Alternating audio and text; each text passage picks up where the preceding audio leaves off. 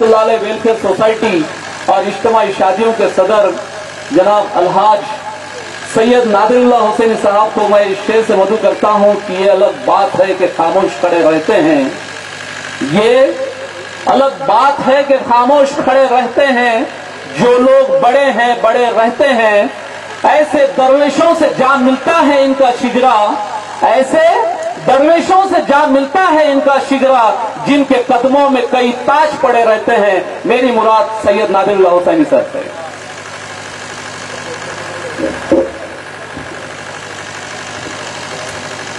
अस्सलाम वालेकुम व रहमतुल्लाहि व बरकातहू। हज़रत ख्वाजा शम्सुद्दीन गाजी रहमतुल्लाह अलैह वेलफेयर सोसाइटी की जानिब से इज्तिमाई शादियों का अल्हम्दुलिल्लाह अल्लाह के फजल करम से यह 16वां साल है। पिछले 15 साल में हमने यहाँ पर अल्लाह के फजल करम से 601 शादियाँ किए थे। आज आपके सामने 23 शादियाँ होने जा रहे हैं, जिनके निकाह के महफिल में आप लोग हाजिर हैं, शरीक हैं। और 23 नौशा हमारे सामने मौजूद हैं। आज हमारी ट्रस्ट के जानिब से तकरीबन 624 शादियाँ मुकम्मल होने जा रहे हैं। इस महफिल में मौजूद स्टेज पर तमाम नौशा, हमारे शहर के तमाम मुअज़्ज़िज़, उलमा इकराम, हुफ़्फ़ाज़ इकराम, दूर दराज से आए हुए हमारे मेहमान भाई और बहनों,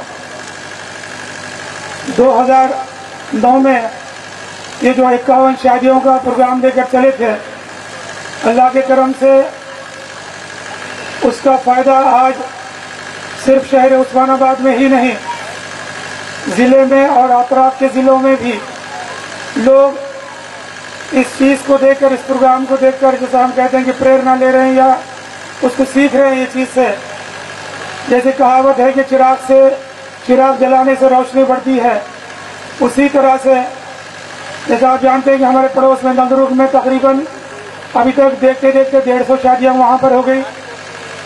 शोलापुर में 2 अलग अलग ग्रुप शादियाँ कर रहे हैं। बारसी में इज्तिमाई शादियाँ हो रही हैं, लातूर में हो रही हैं। 31 मार्च को भीड़ में तकरीबन 101 शादियाँ, इज्तिमाई शादियाँ हुई। शायद कुछ जिम्मेदार अभी हमारे पास आए थे मोमिनाबाद से, अम्बाजोगई से, उनका भी इरादा आइंदा साल से इज्तिमाई शादियाँ करने का है। इसकी बड़ी खुशी हमको मिलती है कि हमने जिस चीज़ की बुनियाद रखी, अल्हम्दुलिल्लाह अल्लाह ने उसे कबूल किया और आहिस्ता आहिस्ता ये बात हमारे आसपास में भी फैल रही है। उसका कुछ ना कुछ अजर भी हमको मिलेगा इंशाअल्लाह ताला। कोविड के बाद में जो हमारा ट्रेडमार्क है 51 शादियाँ, हमने कभी 56 भी किए, 60 भी किए। कोविड के पीरियड के बाद एक तो आसपास में होने वाली शादियाँ या कोविड में कुछ ज़्यादा आसानी से शादियाँ हुई, उसमें तादाद कम हुई। लेकिन हमारा ये कहना, हमारा ये मानना है कि मस्जिद से मुअज्जिन जब अजान देता है, उसका काम है अजान दे के लोगों को नमाज के लिए बुलाना। अब अल्लाह ताला जिसको हिदायत देता है वही लोग नमाज के लिए पहुंचते हैं। अगर मस्जिद में लोग कम हुए तो मुअज्जिन की जिम्मेदारी नहीं है। उसी तरह हम तो हर साल 1 जनवरी को 51 शादियों का ऐलान बाज़ाब्ता कर रहे हैं। टेलीविज़न पर, रेडियो पर, अखबारों में, मसाजिद में पोस्टर लगाकर इश्तिहार दे रहे हैं। जो लोग ज़रूरतमंद हैं, जिसको इसकी अहमियत समझ रही है, अल्हम्दुलिल्लाह वो सारे लोग यहाँ पर पहुँच रहे हैं। मगर अभी भी कुछ फैमिली जैसे नज़र आते हैं, सरकार के 5 किलो राशन के ऊपर जिंदगी चल रही है। बच्चा होटल में काम करने जा रहा है, रिक्शा चला रहा है, मगर उनके माँ की ख्वाहिश है कि घर के सामने मंडप में शादी होना। अब वो ख्वाहिश को पूरा करने के लिए दुल्हन के माँ बाप कर्ज लेना, कर्ज बाजारी होना, लोगों से भीख मांगना, भूख मस्जिदों के पास खड़े होना, उसमें उनकी इज्जत जारी, वो उनको पता नहीं है। पता नहीं ये ईगो कब खत्म होगा दूल्हे वालों का, ये कि हमारे घर के सामने इज्तिमाई शादियाँ हो। फिर भी अल्हम्दुलिल्लाह हमने अब तक 600 शादियाँ किए। आइंदा भी इसी तरह हमारा ये कारवां चलता रहेगा और हमारा प्रोग्राम चलता रहेगा। इस साल लोकसभा के इलेक्शन की वजह से ऐसा डाउट था कि पिछले इलेक्शन अप्रैल के महीने में था, तो हम मई के महीने में शादियां लाए। अप्रैल में रमज़ान भी थे, रमज़ान का महीना होने की वजह से अप्रैल हमारा आगे पीछे गड़बड़ हुई। आइंदा साल इंशाल्लाह वापस फिर अप्रैल के महीने में ही शादियां होंगे।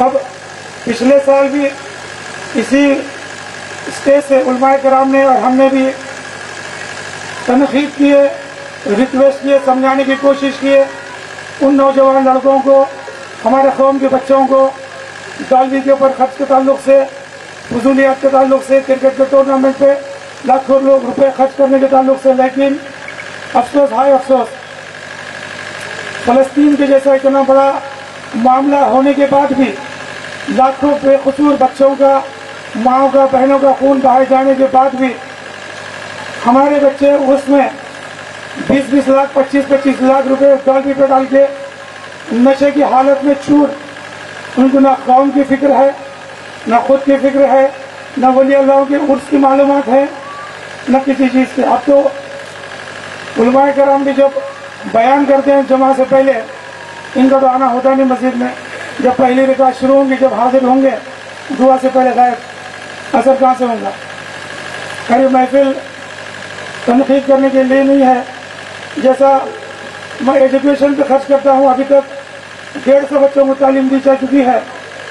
कई बच्चे डॉक्टर बन रहे हैं, इंजीनियर बन रहे हैं, फार्मासिस्ट हो रहे हैं। वो बच्चे जब फीस के लिए 20-20 हज़ार, 25 हज़ार के लिए ढूंढते हैं, उस वक्त बड़ा अफसोस होता है कि जहाँ सख्त जरूरत है पढ़ाई की, तालीम की, जहाँ पैसों की जरूरत है, वहाँ पर कोई मदद करने के लिए तैयार नहीं।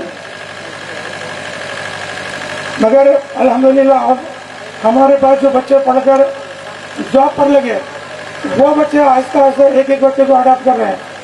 ये प्रॉफिट तो हमारा हुआ, ये फायदा तो हमारा हुआ। मैं अपनी बात को यहाँ पर ज्यादा तवील तो करना नहीं चाह रहा। इस साल शादियों का ऐलान भी हुआ था, एजुकेशन का भी ऐलान हुआ था। शुरू साल में जो हमारे डोनर्स थे, मदद करने वाले लोग थे, उनकी तादाद 80% से घट गई, सिर्फ 20% बाकी रही। मगर मैं भी नहीं जानता, ये अल्लाह का कर्म है, बुजुर्गानी दीन का कर्म है, हमारे उलमाओं की दुआओं का नतीजा है। ये आनंद फानंद में प्रोग्राम चल रहा है इंशाल्लाह, और आगे चलता रहेगा। आइंदा साल भी इसी मुकाम पर फिर शादियों का प्रोग्राम होगा। मैं आज यहीं से ऐलान करता हूँ। और जिन जिन लोगों ने मुझे इस कार्य खैर में मदद किया है, चाहे वो रिटायर्ड टीचरों का ग्रुप है जो बेचारे शिद्दत की गर्मी में अपना कीमती वक्त हमको 1 महीना पूरा देते हैं, ऐसे लोग जो बाकी के दीगर कामों के अंदर मदद करते हैं, मैं उन तमाम का शुक्र अदा करता हूँ और अपनी बात यहाँ पर खत्म करता हूँ। अल्लाह हाफ़िज़।